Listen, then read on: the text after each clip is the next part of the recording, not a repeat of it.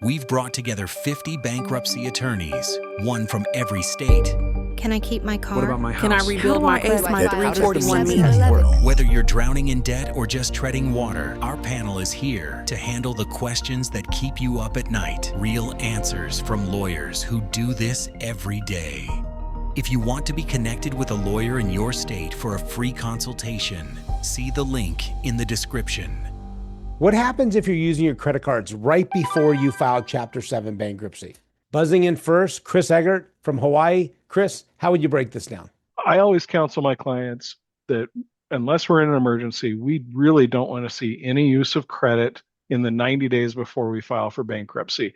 It runs a risk of being presumptively fraudulent and creating a portion of your debt that's going to survive your bankruptcy.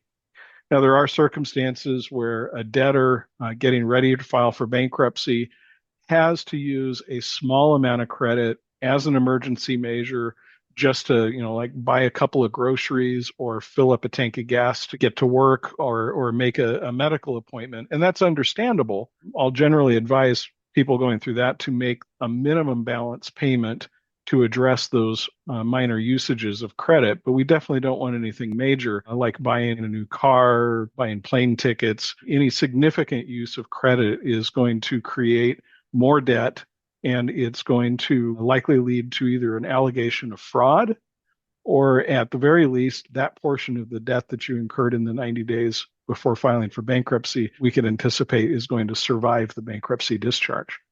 You're basically just asking for a creditor to bring up an objection to your discharge. And we really want to avoid that. We want to avoid the complication. We want to avoid the extra time and expense. We really want to have a clean bankruptcy discharge for you. We created Bankruptcy Explained to serve as a comprehensive resource for anyone facing overwhelming debt and looking for honest answers.